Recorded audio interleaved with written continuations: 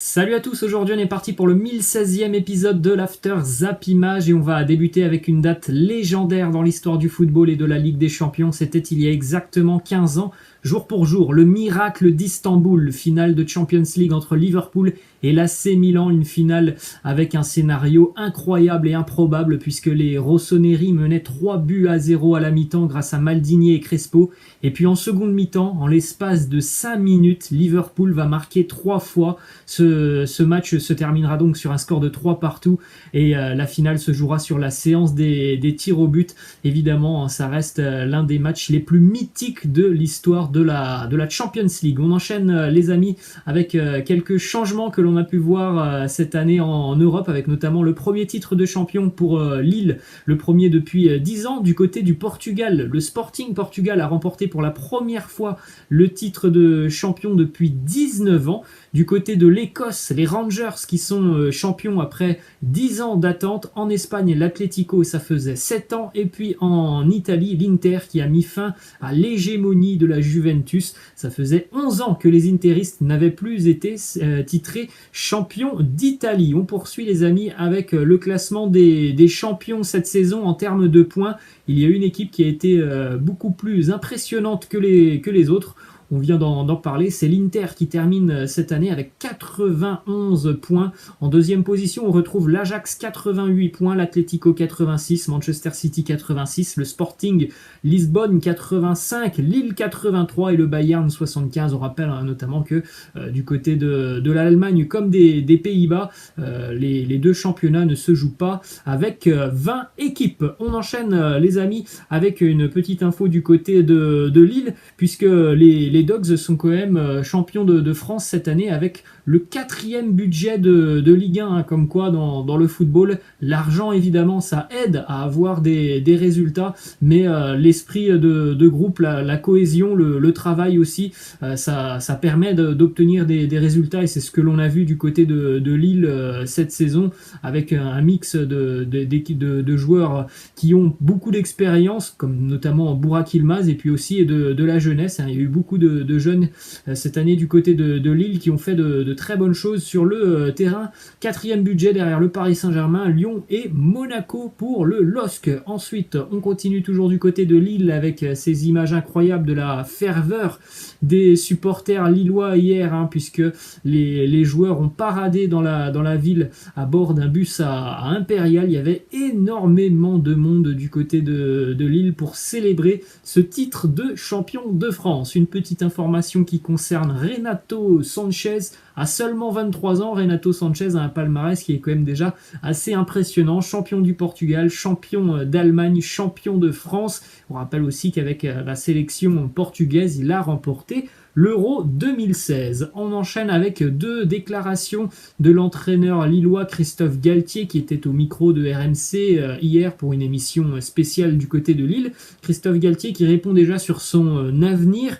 Il nous dit « Je n'ai pris aucune décision. Oui, j'ai été sollicité par Lyon et Nice. » Entre autres, et oui, j'aime beaucoup la France, donc on a l'impression quand même que l'avenir de Christophe Galtier s'écrit du côté de la Ligue 1. On sait que, notamment du côté de l'Italie, il y a eu des approches de la part du Napoli. Cette déclaration nous laisse penser quand même que Christophe Galtier sera en France l'année prochaine, peut-être du côté de Lille, peut-être du côté de Lyon ou de Nice. Autre déclaration de Christophe Galtier qui nous dit « Rien ne m'empêche de rester ici à Lille, je ne suis pas en train de vous dire que je vais partir, j'ai un rendez-vous qui est d'ores et déjà prévu avec mon président pour échanger avec lui et ensuite on prendra une décision toujours dans l'intérêt du club et des uns et des autres. Rien n'est fait pour le moment. » On enchaîne toujours du côté de Lille avec une déclaration d'un joueur très expérimenté, José Fonte, qui nous parle de la petite déclaration de Kylian Mbappé il y a une quinzaine de jours où Kylian Mbappé avait été assez maladroit en disant que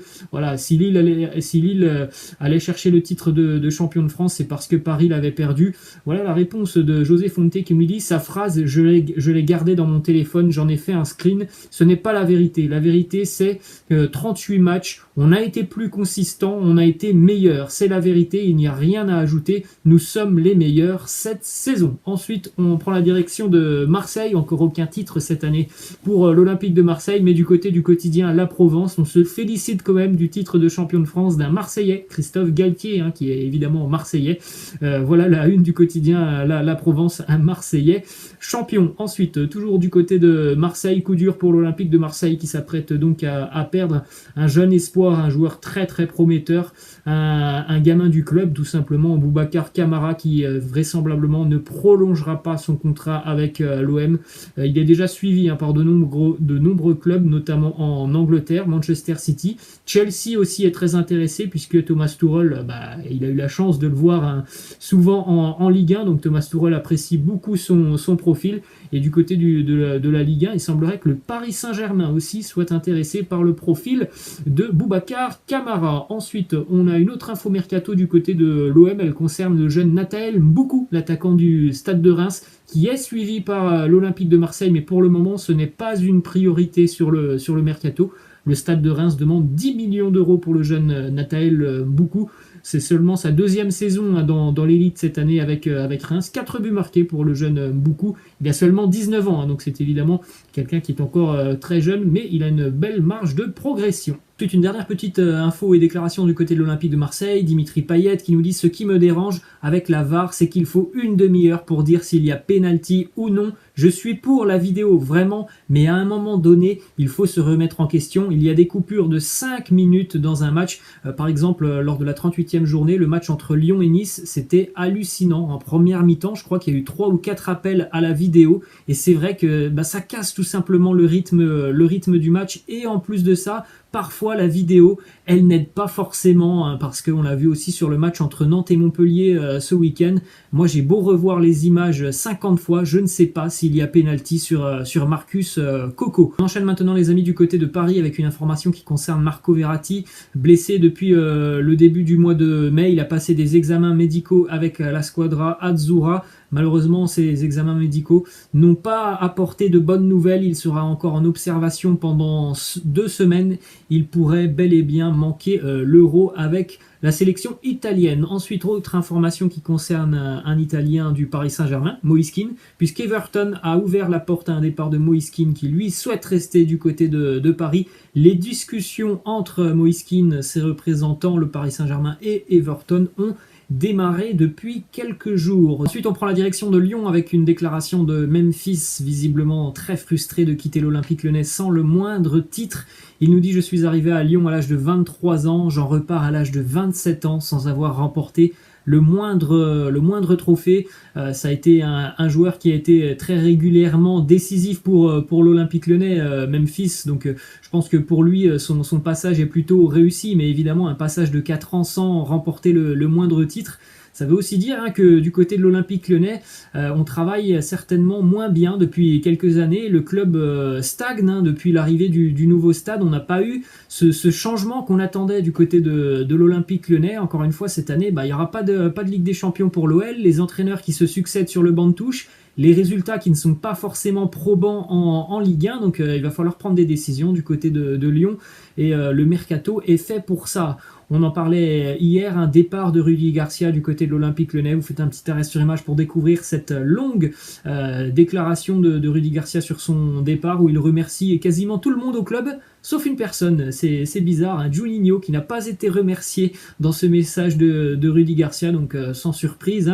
Juninho et Rudy Garcia ne s'entendaient pas, et surtout Juninho n'a jamais voulu voir Rudy Garcia sur le banc de touche de l'Olympique Lyonnais. C'était un choix de Jean-Michel Aulas de prendre Rudy Garcia. Ensuite, direction Monaco avec une petite information qui concerne Stevan Jovetic qui va donc quitter l'AS Monaco. Il ne continuera pas l'aventure avec l'ASM l'année prochaine. Direction le Stade Rennais maintenant avec une information qui concerne Eduardo Camavinga, une déclaration du président rennais Nicolas Olvec qui nous dit: Camavinga est suivi par l'Europe entière. Ce sera sûrement l'un des feuilletons de l'été. S'il ne prolonge pas, il faudra envisager un départ, mais en tout cas du côté de Rennes, on espère quand même voir Eduardo Camavinga prolonger, mais au bout d'un moment, s'il n'y a pas de prolongation du côté de Rennes, on va pas bloquer le joueur pour qu'au final il parte libre et sans indemnité pour le club. Ensuite, direction Bordeaux, petite information sur le rachat des Girondins de Bordeaux, toujours dans la crise financièrement.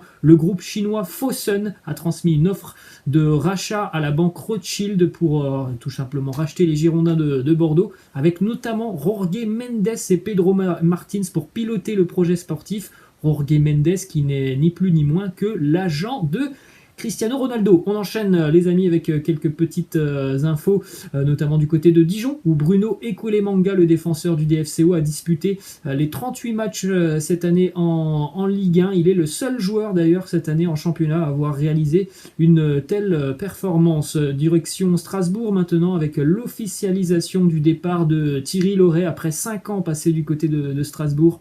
Il a quand même connu une montée en Ligue 1 et 4 maintiens avec le Racing Club de Strasbourg. Donc du bon boulot pour Thierry Laurey. On a eu des changements d'entraîneur quand même sur ce mercato assez important. Thierry Laurey qui était donc depuis 5 ans à Strasbourg, et puis on le rappelle aussi le départ de Stéphane Moulin de Angers après près de 10 ans au club.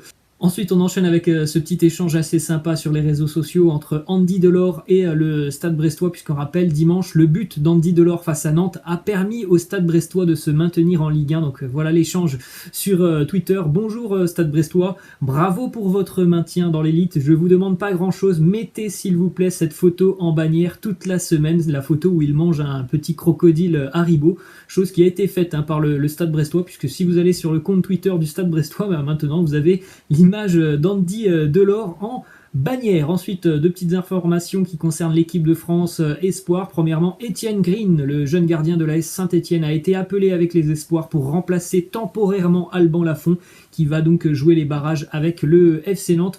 On note aussi l'arrivée d'Arnaud Kalimwendo, le joueur parisien qui a effectué cette saison du côté du Racing Club de Lens. Il est là pour remplacer Randal Kolo Muani, qui lui aussi joue le barrage avec le FC Nantes. Axel Disasi, le défenseur de l'AS Monaco, a lui aussi été appelé pour pallier le forfait de Wesley Fofana, blessé avec Leicester. Ensuite, du côté de l'Espagne, une petite information qui concerne la sélection espagnole pour l'Euro. Aymeric Laporte va donc porter le maillot de la Roja. On s'en doutait déjà depuis de nombreuses semaines. Aymeric Laporte ne jouera pas avec l'équipe de France.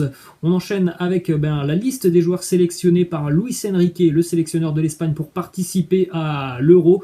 Il y a des choix surprenants, il y a des absents, et il y a un choix aussi très surprenant, c'est d'avoir seulement 24 joueurs dans cette liste, alors que l'UEFA a annoncé déjà depuis de nombreuses semaines que les listes pouvaient contenir 26 joueurs, donc un choix très surprenant. Il n'y aura que 24 joueurs du côté de la sélection espagnole. On regarde les absents qui auraient pu être dans cette liste de Luis Enrique et qui n'ont pas été appelés. On a notamment en attaque Iago Aspas qui a fait une saison monstrueuse avec le Celta Vigo. Il ne sera pas là. Au milieu de terrain, Saúl, Canales, Parreiro. En défense, on retrouve aussi par exemple Sergio Ramos, Nacho. La petite info aussi, c'est qu'il n'y a aucun joueur du Real Madrid dans cette liste des joueurs sélectionnés par Luis Enrique. La déclaration de Sergio Ramos sur son absence de cette liste, il nous dit: après quelques mois difficiles et une saison particulièrement compliquée que je n'avais jamais connue auparavant, l'Euro arrive. Je me suis battu tous les jours corps et âme pour revenir à 100% au Real et en équipe nationale, mais les choses ne se passent pas toujours comme prévu.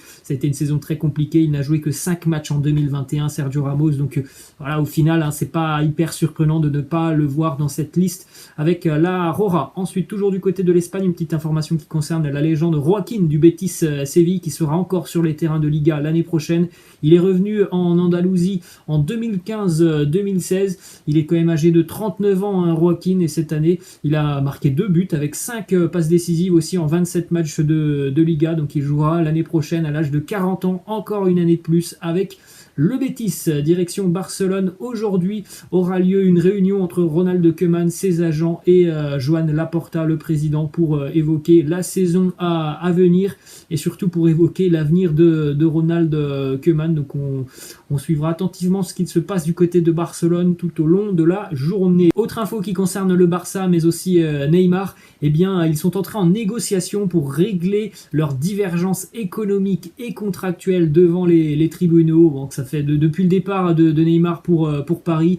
Voilà, le Barça a demandé de l'argent à Neymar, Neymar a demandé de l'argent au Barça, donc voilà, cette histoire devrait se régler devant les tribunaux. Ensuite, direction l'Atlético Madrid avec une information quand même assez importante. Luis Suarez a confirmé au quotidien AS qu'il serait bel et bien avec l'Atlético l'année prochaine. Ça a été quand même l'un des grands artisans cette année du titre de l'Atleti en Espagne. Autre information qui concerne Luis Suarez, une déclaration de son entraîneur Diego Simeone qui nous dit: Luis est un homme racé qui aime la défiance, un goleador, un type qui, poussé à la sortie par un club aussi extraordinaire que le Barça, a voulu continuer à prouver qu'il était vivant. Petite information du côté du Real Madrid, Miguel Gutiérrez et Antonio Blanco ont gagné leur place en équipe première la saison prochaine, que ce soit avec ou sans Zinedine Zidane. La fin de saison, leur performance, leur implication sur les séances d'entraînement leur ont permis d'obtenir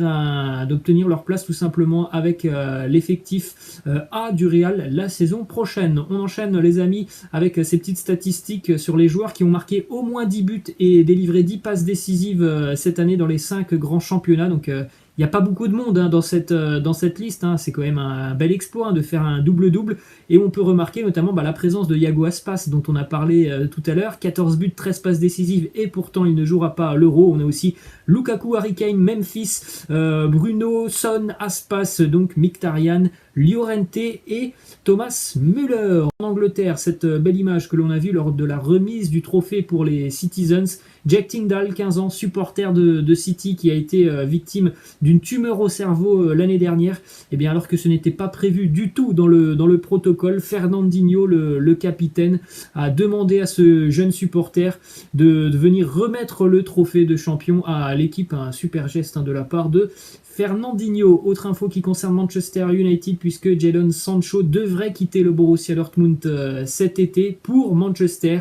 C'est reparti pour le feuilleton Sancho comme l'année dernière. Le Daily Express annonce déjà que les Red Devils en font l'une de leurs priorités pour engager l'ailier anglais. On parle d'une somme de 90 millions d'euros. Ensuite, une information qui concerne les Blues de Chelsea. À quelques jours maintenant de la finale de la Champions League, Thomas Tuchel a indiqué en conférence de presse qu'Edouard Mendy et N'Golo Kanté allaient bien. Il espère voir les deux joueurs à l'entraînement dès demain. Les deux indispensables des Blues devraient être présents et aptes à disputer la finale de la Champions League. Petite information du côté de l'Italie avec le Napoli qui devrait annoncer dans les prochains jours l'arrivée de son nouvel entraîneur après le départ de Gennaro Gattuso. Ça sera Sergio Conceição, ancien entraîneur du FC Nantes. Et puis Sergio Conceição cette année, il était au Portugal avec le FC Porto. On enchaîne du côté de Milan avec la belle déclaration de Kaka pour Ismaël Bennacer. Il nous dit: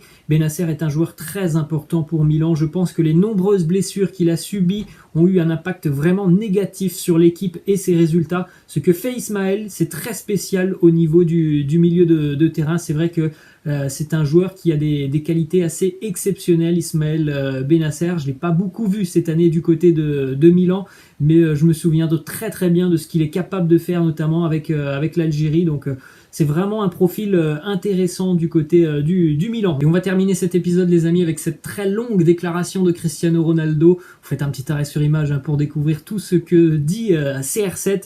Il revient évidemment sur sa saison avec la Juve, la saison de la Juve. Il revient aussi sur ses objectifs personnels, ses records qu'il a pu battre cette saison avec la barre des 100 buts dépassés du côté de la Juve. Les records aussi qu'il a battus tout au long de sa carrière. Champion d'Espagne, champion d'Angleterre, champion d'Italie, plus de 100 buts marqués dans 3 championnats différents. Donc voilà, de beaux records pour Cristiano qui à la fin nous dit rien ne vaut le sentiment de savoir que j'ai laissé ma marque dans les pays où j'ai joué et que j'ai donné de la joie aux fans des clubs que je représentais. C'est pour ça que je travaille, c'est ce qui m'émeut et c'est ce pourquoi je continuerai toujours à poursuivre mon travail jusqu'au dernier jour. Merci à tous ceux qui ont pris part à ce voyage, nous sommes unis. Donc voilà, une déclaration assez énigmatique. On peut se demander si ces petits mots qu'il nous laisse à la fin de cette déclaration, c'est pas tout simplement un adieu fait à la Juventus. Voilà les amis, la fin de cet After Zappimage. J'espère que ça vous a plu. N'hésitez pas comme d'habitude à lâcher un petit pouce bleu. Je vous laisse, je vous dis à demain. Ciao.